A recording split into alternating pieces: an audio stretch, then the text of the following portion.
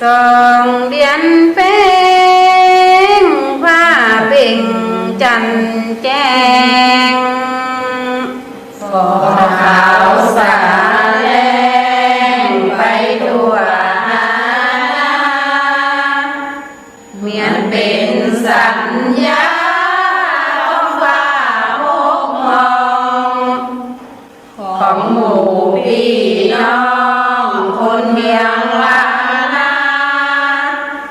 ได้สืบกันมาเจ้นแก่เจ้นเฒ่าลูกหลานตานเต้าได้กะเกียมดา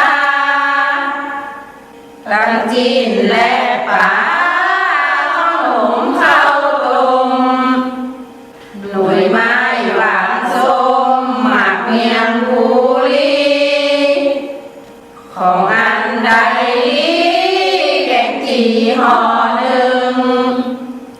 หาไว้เป็นบุญอาศัยขันตาเมียเจนโบราณแต่เก้าแต่เงา12 เป็งเมื่อเจ้าเอาไปวัดว่าเขียนชื่อตามหาคนตายเก่าเกลือเป็นญาติเป็นเชื้อพ่อแม่ตายายพี่น้องของฝ่ายที่ตายความนาเก็บเอาใส่ซาไว้หายืนยงใจเก่าเน่าเหมือนพ่อแก่แม่เฒ่าลูกหลานตานเต้าไปห้องเฮียกาเพิ่นปล่อยผีมาหักของหักเขาเมียคนนั่นเล่าอยากน้ำไม้ตานถ้าเป็นผีสางไปเลิศบ้านวิญญาณเหล่านั้นได้สร้างกรรมเวรกำหนดกฎเกณฑ์ปล่อยไปปิดบานสามวันแต่นานเนื้อหีบมวยมาไปตามวันว่าในจองในบ้านผีสางพวกนั้นอดอยากเหลือแห้งต่างซอกสาวแหวงพกเหนือพกไตนำปืนต้นไม้ถูกให้หานาพักตามศาลายิงตามหัวบ้านเรียบร้อยก็ย้ำทั้งชื่อตัวเองของสร้างกรรมเวรหุยหุยให้หมู่เปิ้นบ่ได้ชื่อตัวบ่มีก่อนตายเป็นผีคุณบ่เคยสร้างกับเวรส่วนนั้นบทบังของตานทุกทรมานของเหลือดูกลางตัวดำเศร้ามานพานุ่งปูนปังของทาลูกหลานจะตามมาหือสอก็ยืดบ่หันไฟมาแสนเวทนาห้องให้อดอยากปากไม่ทุกใจเลล้นพอหาลูกโตน้อเจ้าค่ะอีโอยอีลาพอหันสาลายโศกเศร้าเหลือใจพ่อแม่สองเจ้าให้หาลูกเต้านั่งเข้ากองได้พอเปิ้นตั้งหลายคนใดกล้าได้ ลูกเขาลำหายไปไหนบ่มาวิญญาณพ่อแม่พ่อ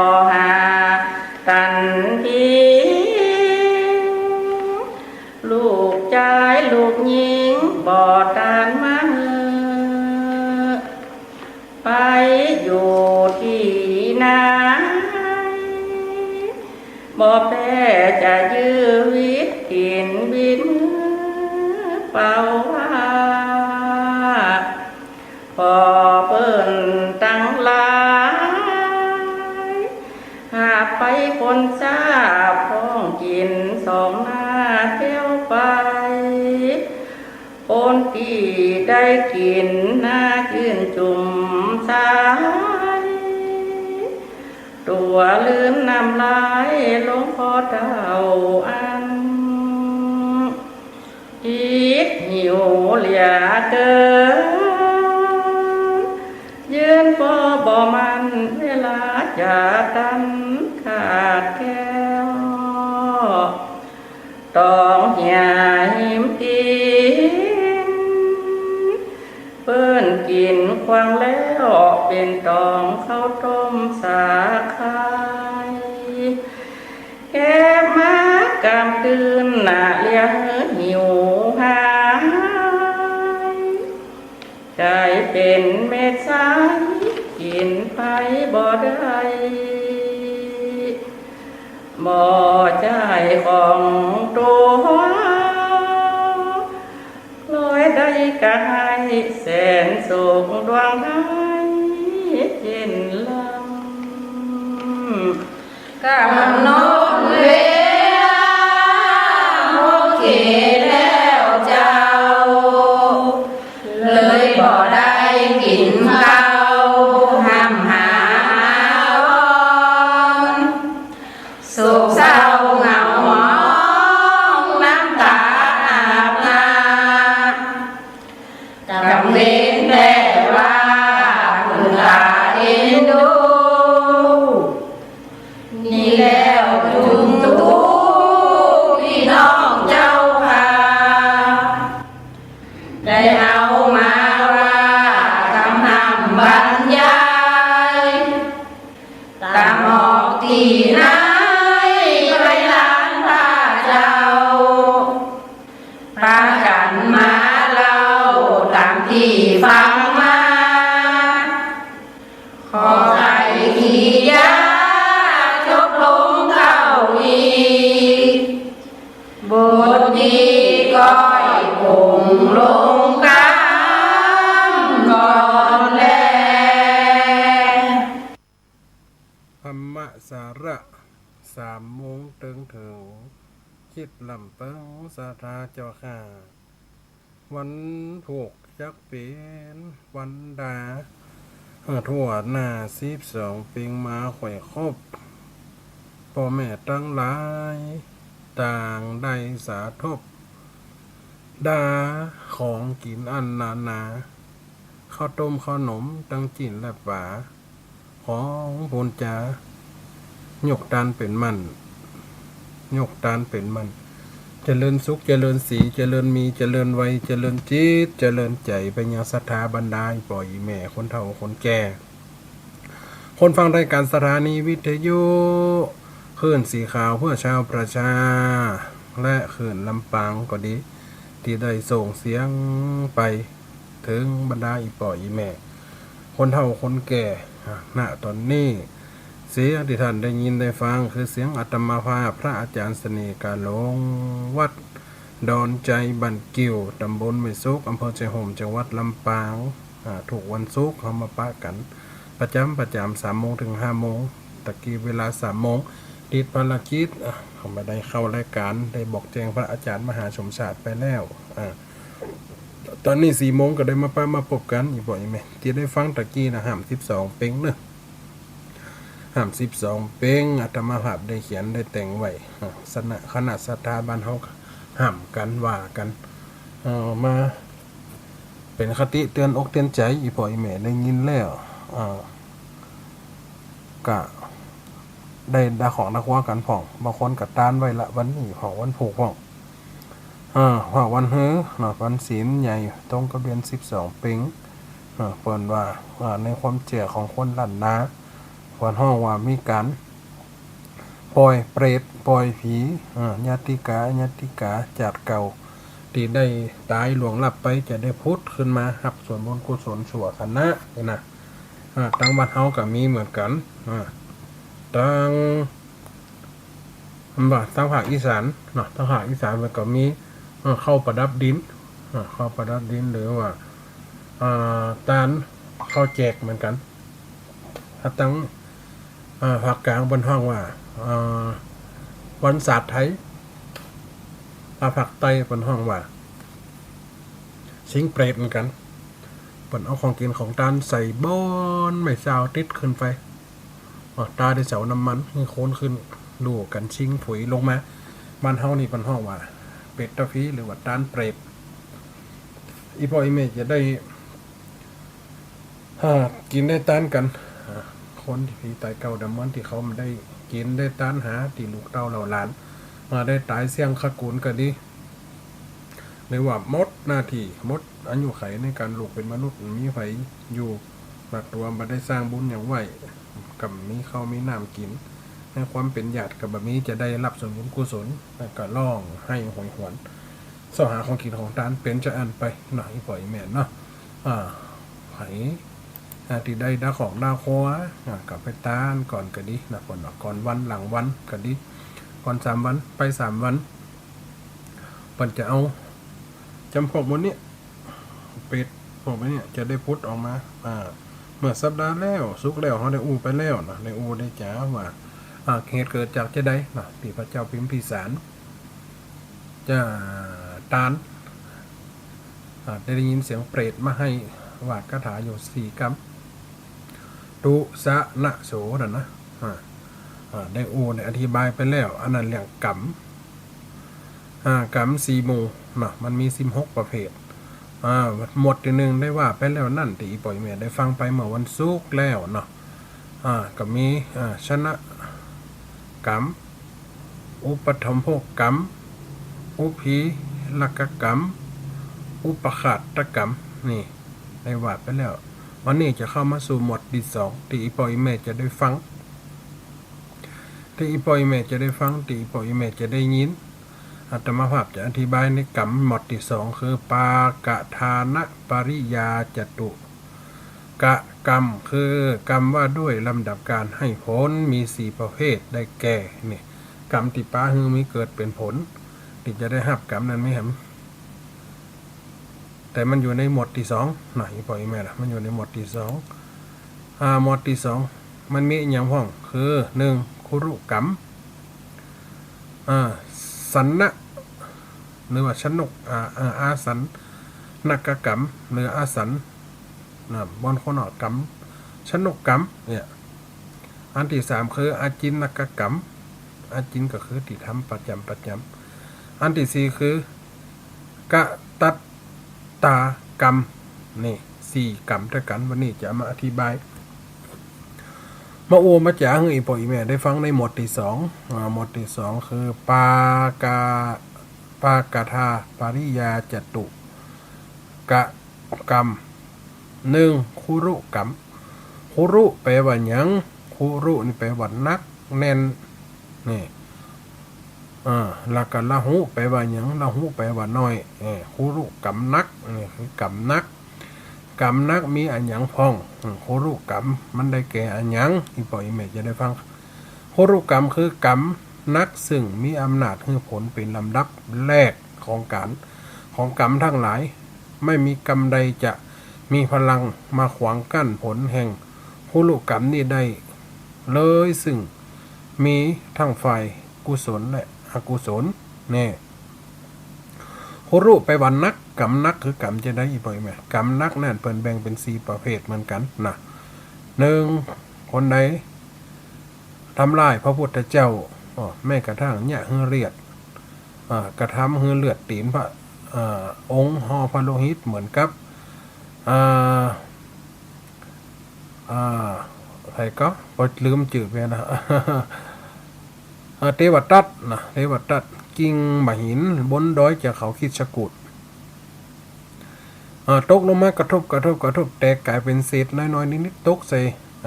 หัวแม่ตีนพระพุทธองค์จ้ำเลือดต่ออันสุดท้ายกรรมนั่นกันนักที่สุดแผ่นดินอดได้แยกแตกแหงดูดสรุปลงไป ไปหับกรรมในอบายกรรมอันเนี้ยคุณลูกกรรมนักเนี่ยสามารถจะได้พุทธได้เกิดมาได้หับผลบุญมีทางจะได้หับจะต้านขันเข้าหมื่นขันแสนขันกระเตื้อมได้หับเอาคนที่ทำกรรมหนึ่งเนี่ยที่ทำได้พระพุทธเจ้าเนี่ยกับนางจินจามณีนะนางจินจามณีกะเอากอบไม้มาขาดนัดต้องเอาผ้าเขามัดพระพุทธเจ้าเตะทำอยู่ไปจี้หน้าว่าพระพุทธเจ้านี่ตีสูไวไปเตอะมันจะเป็นคนดีเตอะเฮ้เพราะกลางวันนี่มาสอนยามกลางคืนปุ่นไปนอนไปกูปุ่นเนี่ยพอหันก็ลูกในต้องนี่ลูกไว้ลูกของสิทธัตถะนี่แหละเนี่ยลูกของตถาคตตีสูไว้เนี่ยอีลูกใครหัวพระอินทร์อยู่บนสวรรค์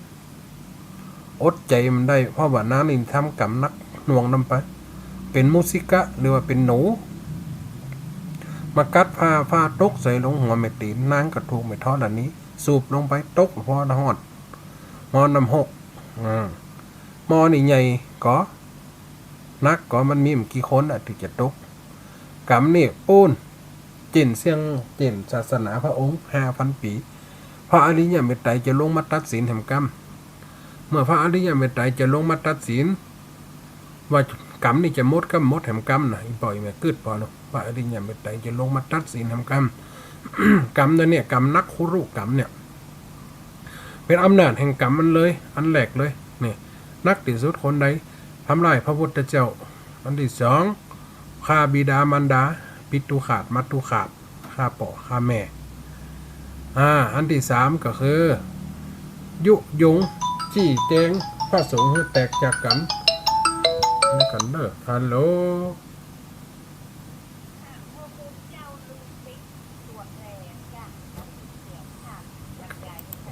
ก็ปิดแล้วนะล่ะ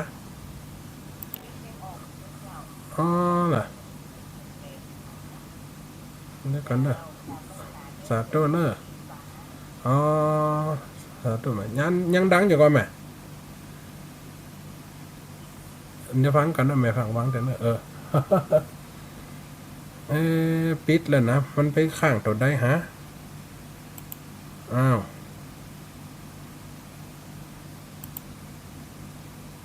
เดี๋ยวก่อนเด้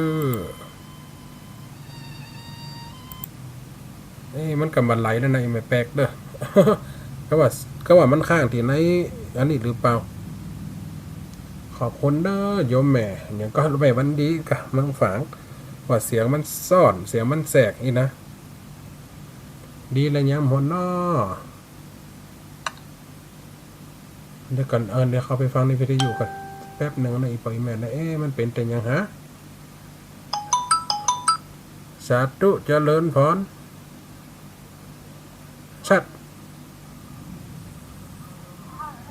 ชัดเจนแล้วเนี่ยมั้ยชัดเจนแล้วมันมีเสียงซ่อนแล้วแม่ล่ะไม่กันล่ะมันจะเป็นแต่พอดว่าหินชัดเจนล่ะ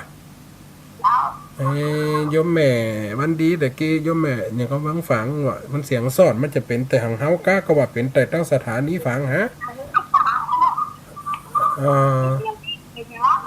สาธุสาธุโยมแม่เด้อโยมแม่ตักมาหำก้าวเนาะแม่ถ้าว่าเสียงมันหายก็ยังหรือว่าเสียงซ่อนอยู่สาธุเด้อโยมแม่ยายพร การอูไปจัดอันเป็นอันนี้ก็หลายนาทีนะกับอีแม่ว่าเสียงซ่อนย่ำซ่อนแต่ฮะกับปิดอันตัวอัน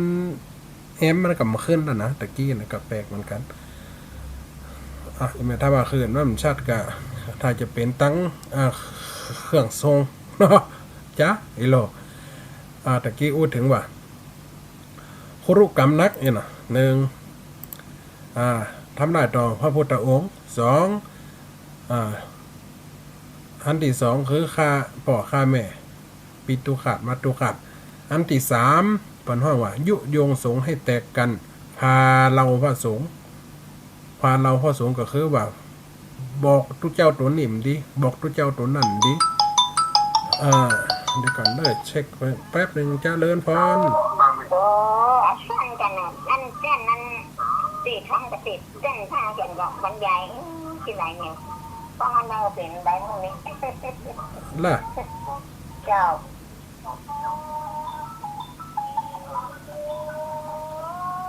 โอ้อันนั้นได้จะอันคืนซ่อนใช่ไหมมันจะใจเสียงฟังละแม่สาธุเนอะกำเนี้ยเนอะเดี๋ยวแจ้งทั้งสถานีกันเนอะอีแม่นเนอะ อันนี้มันจะเป็นตั้งเฮาอีแม่เป็นตั้งสถานีอาตมาฟังแล้วตะกี้เป็นเสียงเตดเนอะของไฟฮะ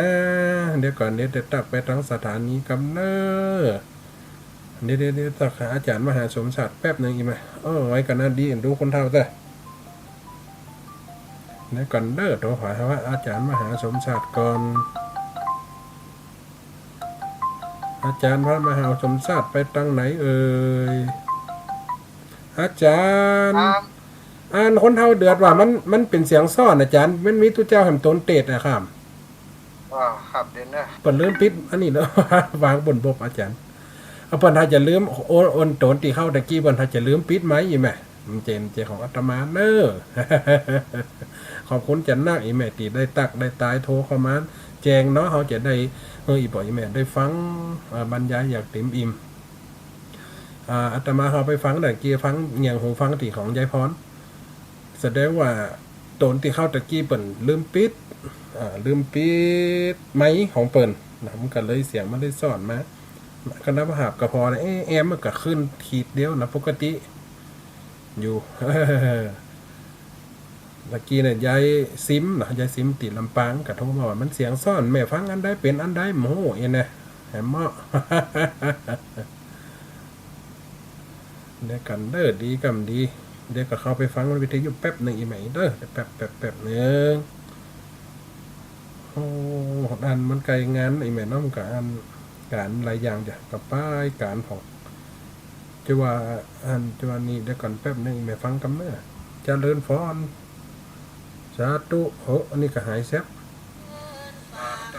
เสียงซ่อนแต่เขาอีไหมแสดงว่าตรงที่เข้าตะกี้เป็นลืมปิดดีละกะตอนนี้ถ้าจะดีละไม่งี้แต่เขาเป็นตัวเจ้าทำตัวนั่นเตะอันมาทีจ้ะเป็นคงเริ่มปิดไม้เนาะอีแม่เนาะเนี่ยลืมแหมกำเนาะอีแม่ก็ฟังกำลังตั้งใจฟังกันอันนี้โอเดโอเรื่องกำอันนี้ในกำในธรรมบทเนาะอันที่สามคือยุสงเนี่ยคือสงแตกกันเนี่ยคือสงอันเกิดความวุ่นวายกันเป็นสิ่งที่เนี่ยคือเดือดร้อนอันที่สี่ก็คือฆ่าปัญห้องว่าฆ่าปิตุฆาตมาตุฆาตฆ่าพระสงฆ์ฆ่าพระอรหันต์ปล่อยแม่นนะฆ่าพระอรหันต์ก็คือพระขีณาสพเจ้าโหติมีความเลื่อมใสคนมีความโหตนปฏิบัติว่าคนนี้เป็นตนดีว่าตัวนี้ในสร้างกรรมว่าตัวนี้เป็นคนตีบัเจือถือบันับถือว่าบัจเจอรหันต์พังมือฆ่าไปก็ดีนี่ก็คือว่ากรรมนักนี่เรียกว่าคุรุกรรมเมื่อสร้างแล้วจะเกิดความหมุนไว้ข้ามกรรมแล้วจำมีอย่ามาขวางกันซักอย่างจำมีอย่ามาขวางกันอย่างเนี้ยอาจารย์สมชายเรียบร้อยครับขอบคุณเลยครับพระอาจารย์เนอะตะกี้เสียงซ่อนครับผม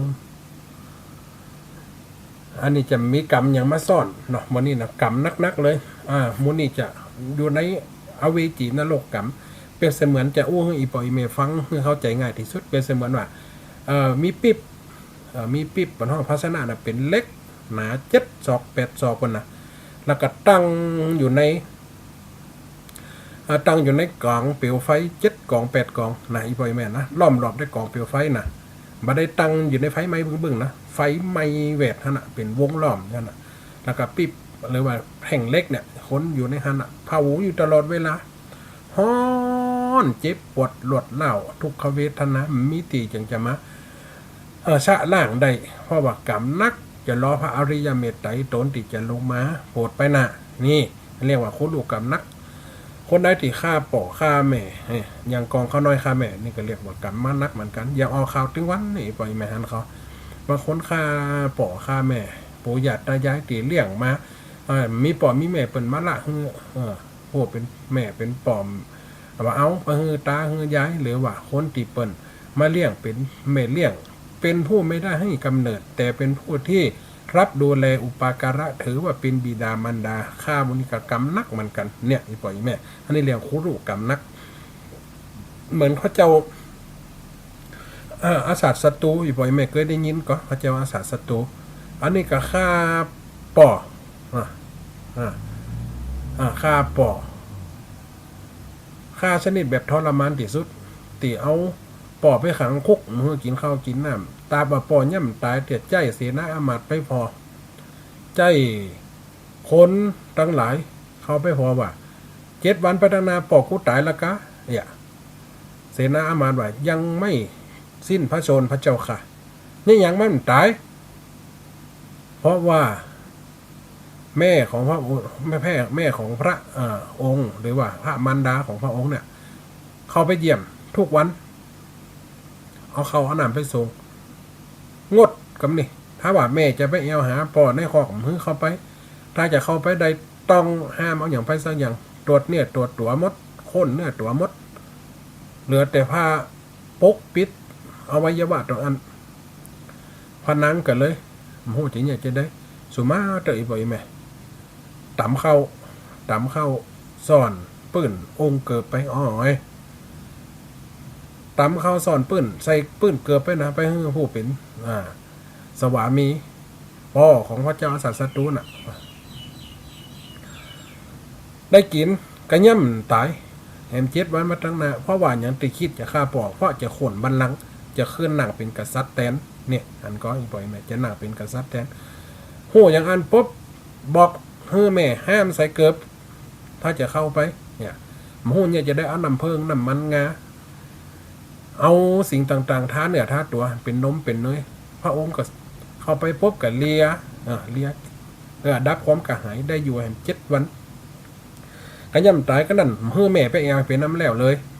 กักขังปิดประตูห้ามผู้เป็นแม่เข้าไปเข้าหาเลยพระพุทธองค์ก็ยังสิ้นพระชนอยู่แห่ง7 วันเพราะว่าอย่างในคุกน่ะมีป่องหนึ่งปอนตาเอาไปทุกเจ้าหันพระพุทธเจ้าทรงบิณฑบาตเกิดความเลื่อมใสเพราะได้ปฏิบัติอุปถัมภ์ดูแลองค์สัมมาสัมพุทธเจ้ามาตลอดตาหลอดปองเกิดความอิ่มเอมอีป่ออีแม่เฮ้ยนั่งสมาธิตัวอยู่ได้7 วันเนี่ยยังปอกอุ้มตายโอ้พระพุทธองค์ทรงสมาธิเดินจงกรมอยู่ตลอดเวลาปิดปองบะฮือหันทั้งนอกสุมาอีป่ออีแม่เอามีดโกนแหกองค์ตีนป่อเอามีดตีคมตีสุดกรีดองค์เท้าหูเป็นบิดาเลือดออกพระองค์กับทรงทรมานได้แห่ง7 วันพระองค์กับสิ้นพระชนคือสวรรค์คาไลคือตายในข้างนั้นวันที่ปอดตายพระองค์ก็ได้ข่าวดีจะได้ว่าลูกที่พระองค์ฮักที่สุดได้ประสูติวันนั้นเกิดวันนั้น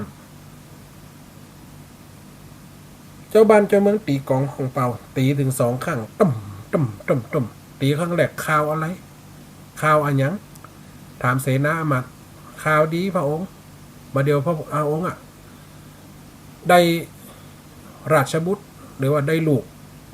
เป็นปลดใจจะได้ปกครองบ้านปกครองเมืองแทนดีใจใครหัวหลันบ้านหลันเมืองหาเขิก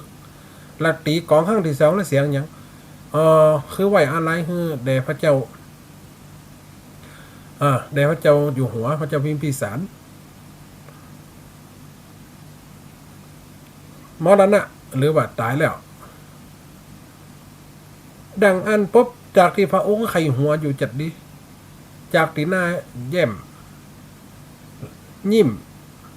สดชื่นกลายเป็นหน้าหิวหน้าหมองเดี๋ยวกูอย่าลงไปกูฆ่าป่อกูเลยปิ่งไปหาแม่ว่าแม่มาเดี๋ยวนี้ลูกได้ทำความผิดได้ฆ่าป่อได้ทรมานป่อจนตายเนี่ยลูกมีบาปก็เลยบอกอาสัตศัตรูเฮ้ยแม่จะอู้ฟังตั้งแต่เกิดมาตั้งแต่มึงเขาอยู่ในต้องแม่คิดจะฆ่ามึงหลายครั้งละครับยาลงกินยาลงเพราะว่าอย่างหมอโหนบรรทำนายแล้วว่าลูกคนนี้เกิดมาจะฆ่าป่อแต่แม่คิดจะทำป่อเป็นคนห้ามมาตลอด ห้ามทุกอย่างว่าลูกเขาเลี้ยงดีก็ย่อมเป็นคนดี จะเป็นศัตรูได้อย่างไรป่อได้ตั้งชื่อมึงอาหารก็เจว่าอาชาติศัตรูอะแปลว่าไม่ศัตรูเป็นผู้ที่ไม่มีศัตรูต่อใครหันก็หักเกิดพอข้างหนึ่งแม่ประมาณมึงอ่ะได้4-5 เดือนอ่ะแม่บ่อยากอย่างเลยในโลกนี่บ่มีความหิวกระหายอย่างเลยอยากกินเลือดของป่อเจ้าน่ะป่อเนี่ยจะได้โหก็เอามีดขีดกีดที่หัวเขามีดกีดที่ศอกตวงเลือดคือแม่กินจนว่าใกล้จะเกิดมึงแม่ถึงยุดฮักขนาดนี้มึงโหก็ป่อย่อมสนะเลือดขนาดไหนแหมข้างหนึ่งมึงหายใจมันออกลูกเป็นวัดสมัยก่อนมีสลิงมีตีดูดสเลดมีตีดูดอย่างป่อนี่สามารถก้มลงจูบขี้หมูกออกคือนี่ก้มจูบขี้หมูกออกจากหูดังลูกได้ฮักถึงเพียงอีแหมข้างหนึ่งแม่เจ้าหูฟังเจ้าเกิดตีฝีเกิดฝีขึ้นตีหัวเม็ดตีนตอนมันเป็นละอ่อนโล่นไปย่ำใส่น้ำตีนหมบ้านเฮาแบบตีนพวกตีนหมเนาะเป็นน้องเลือดไหลป่อของเจ้าอ่ะเอาปากเอาพระโอษฐ์เนี่ยดูดเลือดดูดหนองออกมาจนเจ้าหายสนิทเนี่ยโหอย่างอันป๊บเข่าอ่อนเลยอีปล่อยไหมเข่าอ่อนมึงหักลูกมึงอ่ะเปียงอีบัดเต้าติป่อหักมึงสุดหัวใจมึงหันความหักของป่อนั่นยังเกิดความตุกเหล่าร้อนนอนในเหมือนไฟเผาตัวเอากูได้เนี่ยอย่างลงไปกูทำกรรมนะไปหาพระพุทธองค์ตอนนั้นพระพุทธองค์ยังมีพระชนชีพอยู่ก็เลยบอกว่ามีอย่างจะมาล่างได้กรรมในนักที่สุดปิตุขาดมาตุขาดพระเจ้าอาสาสตุก็เลยเป็นอุบาสกนะเป็นปนห้องว่าเป็นพุทธมามกะตั้งตัวสังขยนาหับใจพระพุทธองค์สร้างวิหารสร้างลานเจดีย์สร้างอย่างหลายอย่างสร้างสิ่งที่เป็นสังเวชนิยสถานต่างๆเพื่อดูแลยังมาสามารถจะลบล้างกรรมนี้ได้นี่เพราะว่าคุรุกรรมหรือกรรมติดนักอันที่สองก็คืออาสันนกกรรมที่พ่อแม่คือกรรมให้เวลาอันใกล้ตายซึ่งมีอำนาจให้ผลอันดับสองรองจากคุรุกรรมจะจักนำบุคคลนั่น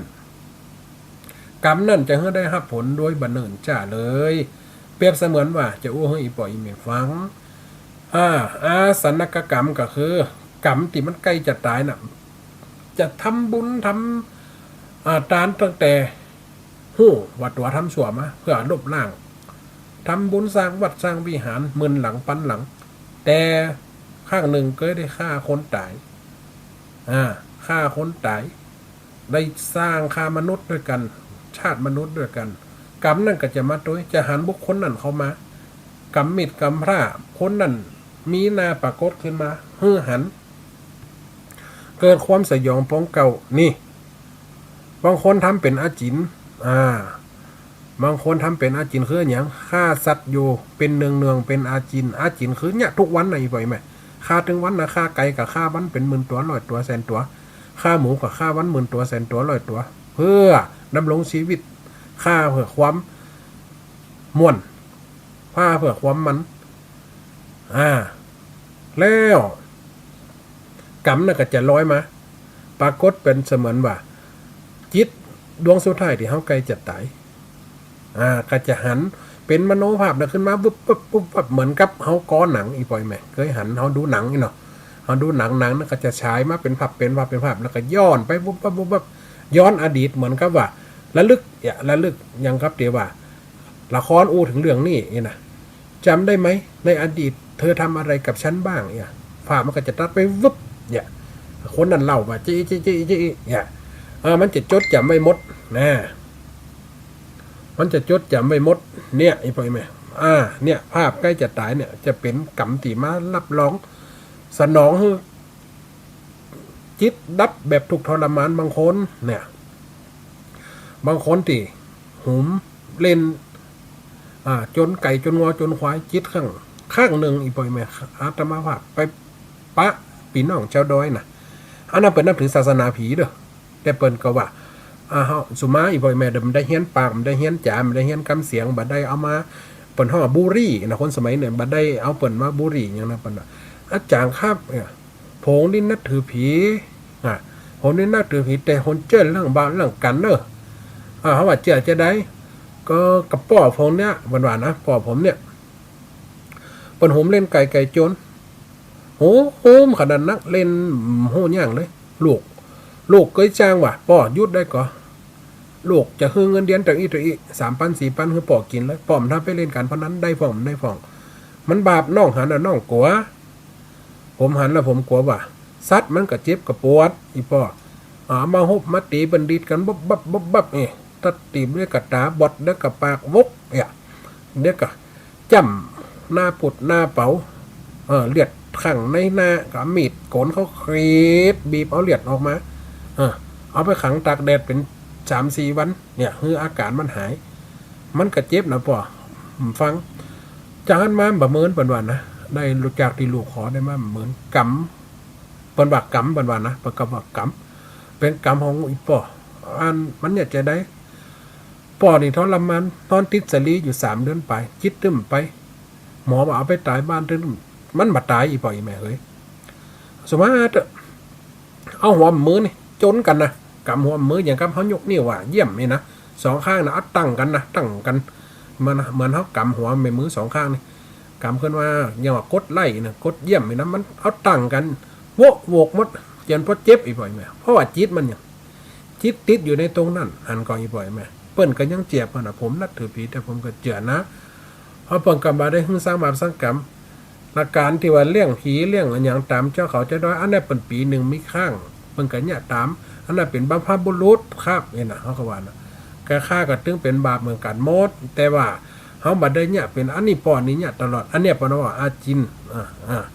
มันจะเข้าไปสู่อันที่3อันนี้เนี่ยอยู่ตลอดกรรมมันก็จะมาร้องหนักปุ๊บแบบเนี่ยทรมานอยู่หั่นอีป่อยแม่นี่บางคนปากคออย่างปากปกปากเขาตายกรรมตายนี่กรรมอันยังได้ป่ามาได้เต่ามาได้ตาภาพน้ำมาได้ป่าตัวใหญ่ตัวหลวงจะกินกำกินจะฆ่าก็เรียกว่าได้สัตว์ป่าอย่างมาบางตาง่ายๆไปไหม สมมติว่าไอ้หนอกไปจอมเบ็ดป่ามาเอามีดเข้าถากปากเหมือนปากว่าขากวากเอาไปขังไว้ในหม้อองอีกบ่อยไหม3 วัน 4 วันมันได้เนี่ยกินง่ายๆสัตว์โมเนี่ยมันกะอาขาดกรรมมันอาขาดไว้งานก็อีกบ่อยไหมถ้าว่าฆ่านี่เป็นบาปก็เป็นแต่ว่าปิดชีพชั่วขณะยังเฮาหมูตัวเนี่ยกรรมมาปุ๊บเนี่ยปาดคอฆ่าอย่าบาปก็มันกับบาปหนึ่งแต่ว่ามันไม่ได้ทุกข์ทรมานก็คือจิตมันก็ออกจากหลังไปพอเขาปนวิญญาณออกเปิดออกปนวิญญาณจากหลังเปิดไป มันก็อาขาดกันอยู่เขาก็อาจจะได้เจ็บได้ไหมมีอย่างขึ้นมากระทบในหลังกายเป็นบาดเป็นแผลอันนี้เรื่องความเจ็บความปวดแต่บางคนเอาไปถากปากได้เต่าได้ปลาฝามานี่ได้กบได้เขียดมาหักคอใส่ข้องหักขาใส่ข้องบะครั้งบะฆ่าเบิ่น3-4 วันไปเป็นเดือนเนี่ยมันทรมานก่อนอีกป่อยเนี่ยกรรมพวกนั้นมันก็จะมาฉายเรียกว่าอสันนกกรรมและอาจินกรรมอันที่3คืออาจินนกกรรมคือละหุกรรมคือกรรมที่ทำบ่อยๆเนืองๆให้ผลเป็นอันดับ3ถ้าไม่มีคุรุกรรมและอสันนกกรรมกรรมนี่จะให้ผลเป็นกรรมที่กระทำบ่อยๆสร้างสมไว้เป็นสันดานมากย่อมจะได้โอกาสให้ผลกระทบในชาติต่อไปนี่อาจินกรรมนี่นะมันจะเป็นผลกระทบในชาติต่อไปเนี่ยอย่างเขาเกิดมาจากนี่เขาเกิดมาเสียแข่งเสียขาเสียหูเสียตาเป็นพิกลพิการเกิดมาเป็นคนครบมอด32ตอนนั้นอยู่30ปลายเอารถไปจนแข่งหักขาหันบางคนเอวรถลูกมันได้พ่อแม่ต้องนวดดูแล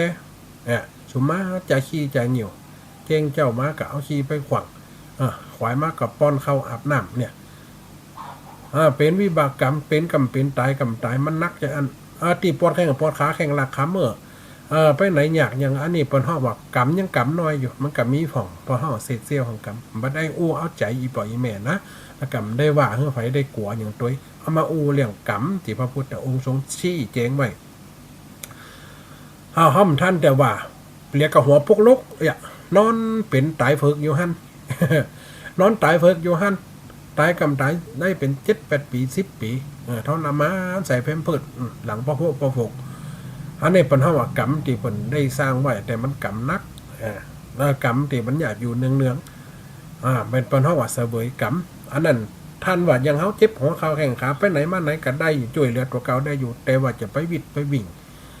มันมาได้ละเท่ามาดิเจ็บแข้งเจ็บขามันเป็นเรื่องปกติของสังขารเกิดแก่เจ็บโลเฮาแก่แล้วเฮาเจ็บโลอันนั้นมันตันแก่แต่มันเจ็บเห็นล่ะอันมันจะไปตามลำดับธรรมชาติมันไปตามลำดับของกรรมแล้วก็ตายนี่อันก็อีปอยแม่นี่คือเนี่ยเป็นอากินจินกรรมมันก็เสวยกรรมลำดับไปนี่อันที่4คือกะตั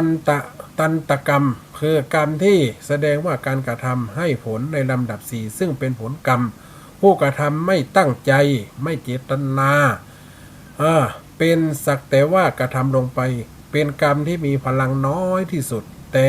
ก็ย่อมมีโอกาสให้ผลอยู่นี่ย่อมมีโอกาสให้ผลอยู่ในบรรดาสัตว์ที่เวียนว่ายตายเกิดอยู่ในสังสารวัฏหรือวัฏจักรสงสารย่อมเชื่อว่ามีกะตันตากรรมอันไม่มีนี่ก็ยังติปล่อยแม่เจ็บแข้งเจ็บขาพอท่านพอนี้พอท่านว่ากะกันตกรรมคือกรรมไม่เจตนาสักแต่ว่าทำลงไปเพื่อเลี้ยงชีพเขาก็เป็นสัตว์เหมือนกันเขาก็เป็นสัตว์เหมือนกันเสือสิงที่มันกินเนื้อเนาะสัตว์ฆ่าสัตว์มันย่ำเป็นบาปอันนั้นคือเป็นวัฏจักรของเปิ้นเป็นการ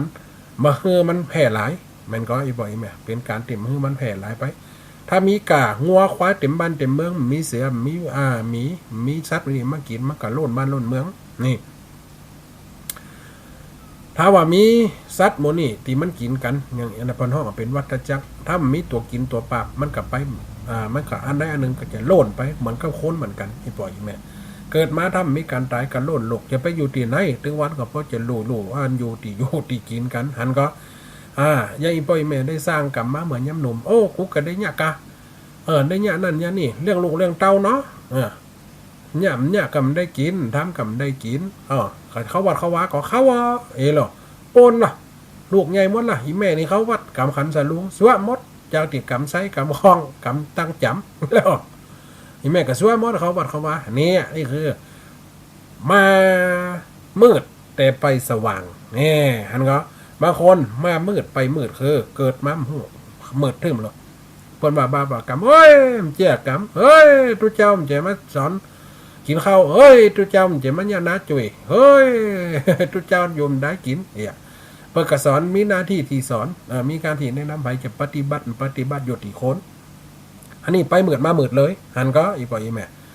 นี่ไปมืดมามืดแต่ยังอีปอยแม่คนฟังทำอาตมาเชื่อเลยว่าผลบุญแห่งการที่ทำเขากระเสวยจัดก่อนที่เกิดได้เจ็บได้ปวดหรือว่าไปตามสังขารอันนี้เสวยกรรมเก่ามั่มนักโลมันทานบัดเตอะเบอะฮัลโหลมาถ้าตายเฟิกเขาเอาเฟิกนั่นเผาแฮมนี้ก็เอาสมาชิกมาเกิงนึงหรอแฮมเฟิกนี่เขามันกินเตี้ยหรอ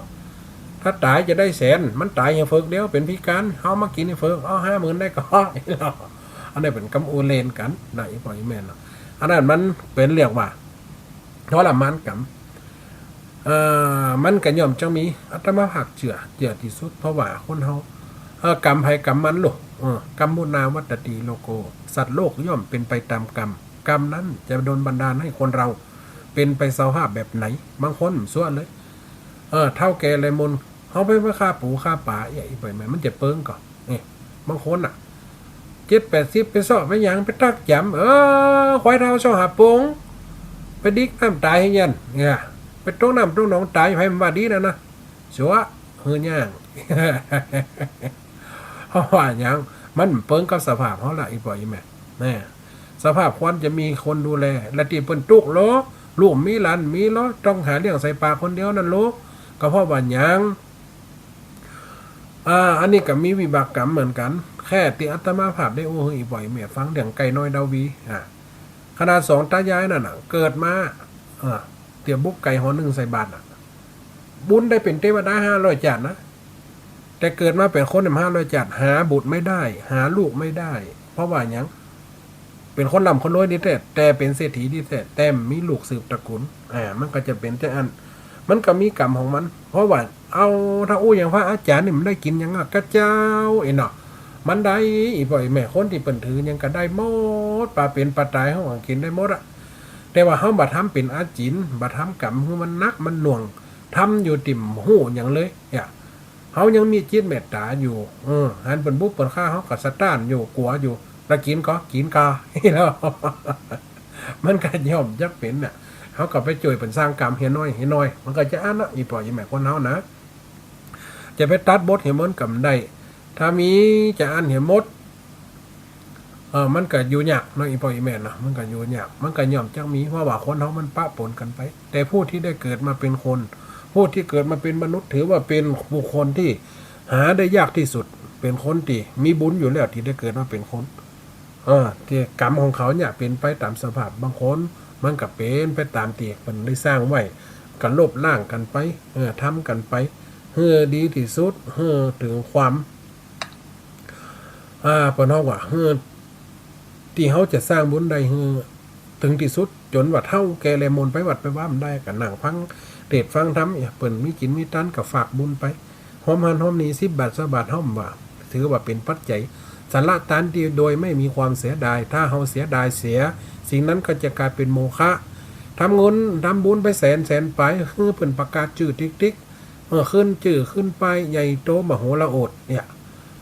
โชว์อันนั้นเป็นเรียกว่าทำบุญเอาหน้าบุญมีเขากับมีแต่ย่ำเต่าคนที่ทำ5 บาทที่เปิ่นเต็มใจสาระตานบ่มมีห่วงมีคลองเลยนี่อันก็ความเสียดายมันไม่มีถ้าว่ามีเสียดายอยู่หันนอกอันนั้นก็ย่อมจะสูญโยนี่อีบ่อยไหมอันนี้เรียกว่ากรรมมันมีหลายอย่างกรรมบทที่2ในหมวดปาทานะกับปริยัติจตุตกกรรมนี่มีอคุรุกรรมอสันนกกรรมอจินนกกรรมกาตันตกรรมกาตันตกรรมนี่อันนี้ในบทที่2ได้โอให้หมออีแม่ได้ฟังได้อูให้ปล่อยอีแม่ได้ฟังได้เทศนาได้บรรยายนี่พ่ออีแม่ได้ฟังแล้วอาจจะมีความสงสัยพ่องมีความเขือบแข้งใจพ่องมีความสวงใจพ่องหรือว่ามีใจอนุโมทนาจากมันเตอพระอาจารย์แม่ก็สร้างมาขนาดนักก็ทำมาขนาดนักก็น่ะมันจะเจ็บจะเป็นยังกระจ่างมันเตอมันมีกรรมของมันเนาะคนเอาลีมป้นอันนี้วางใจเป็นกลางดีบางคนเนี่ยฟังต่ำฟังบางคนที่เปิ่มเขาวัดเขาวัดได้ยินพบกับหลังจากได้ยินเตดปุ๊บจากที่ฟังเพลงจัดดีน่ะติดจึงเลยนะมาเปิดได้ยินตุเจ้าติดเรื่องกรรมเรื่องแม่เฮ้ยตุเจ้าจะเนี่ยการบ่ปิดเลื่อนที่อยู่นี้ฮะบางคนก็ดังโฟติดบิดเห็นแบบไปมาเตดในตู้น่ะตู้เนตตู้ซิกมาเลยไม่ให้หากินอยู่ทั้งนอกพอมันจะเป็นไปได้ก็เนี่ยเปิ่นเอามาชี้แจงเจ้าตุเจ้ามีกรรมตุเจ้าก็ย่อมมีกรรมหมดอีปล่อยมั้ยทางสร้างมันดีทำมันดีอยู่กับตัวกรรมนั่นก็จะปอกปั้นตัวเหมือนกันเขาก็จะได้กรรมหนักในคนบ้านก่อนเพราะว่าอันยังเพื่อเปิ่นไหวเปิ่นกราบพัฒทหารสิ่งที่เปิ่นมาตานของเก่าของราษาของเหลือเปิ่นจะมาตานแล้วอันใดก็ต้องพัฒนาไว้ยกตานให้เป็นกุศลเฮียก่อนเนี่ยทุกเจ้าเขาก็ต้องปฏิบัติตามทำปฏิบัติกรรมกันนักกว่าคนบ้านอย่าโดนคนบ้านโดนไม่แซ่เคียน1 เพี้ยทุกเจ้าโดน3 เพี้ยอยากมันสะต้อนโลตุ๊บตับเพราะอย่างตัวเป็นผู้รู้ผู้ปฏิบัติผู้เรียนผู้รู้ผู้ศึกษาเมื่อศึกษายังไม่ปฏิบัติตามล่ะมาสอนเปิ่นใดทุกเจ้ากันยังมีกรรมทุกเจ้ากันยัง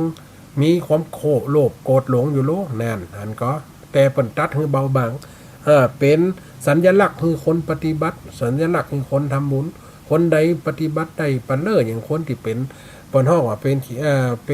นอุบาสกอุบาสิกาที่บรรลุธรรมก็มีนี่การปฏิบัติของเปิ่นก็มีเนี่ยคนเฮาฟังไว้ตัวเจ้าเปิ่นอธิบายหรือว่าเตดแล้วบางคนก็จู้ใจบางคนก็สอบไปตั้งแหมอย่างหนึ่งสอบไปตั้งเตดเอาอกเอาใจก็เตดไปตั้งเตดมีความบันเทิงเริงใจไปเหี่ยมดอาจจะมีสาระอย่างอันนั้นมันก็เป็นการที่ว่าเตดเพื่อเลี้ยงชีพกรรมดีเหมือนกันอาตมาภาพนี่ถือที่สุดอีกบ่อยแม่ไปเตดที่ไหนนะ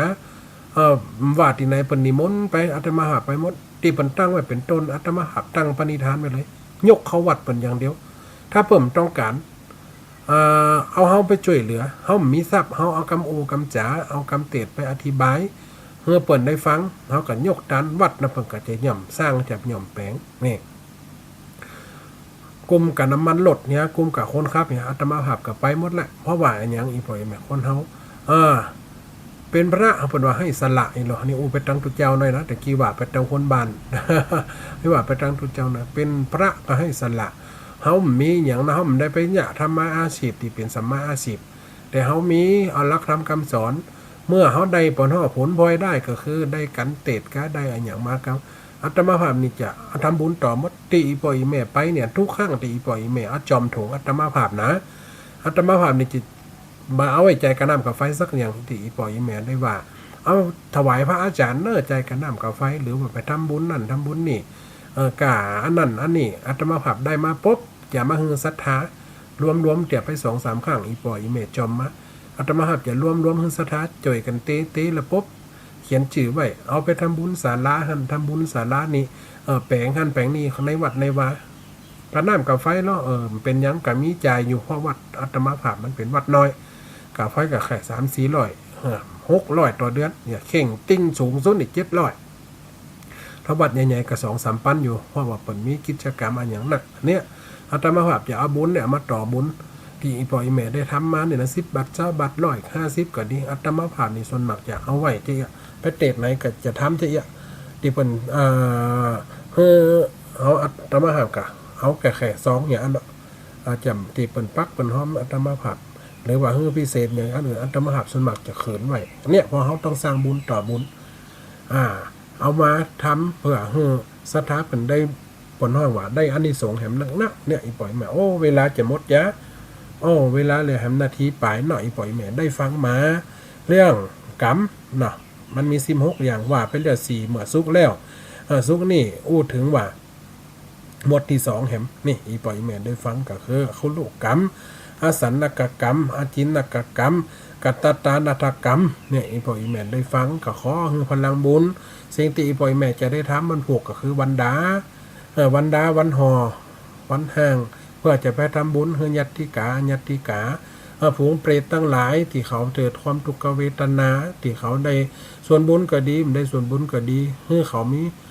ส่วนบุญได้รับรองนั่นอันเป็นญาติก็ดีและมันใจญาติก็ดีอีปอยแม่แผ่ภายในบุญไปสิ่งนั้นก็ย่อมจะบังเกิดเป็นบุญ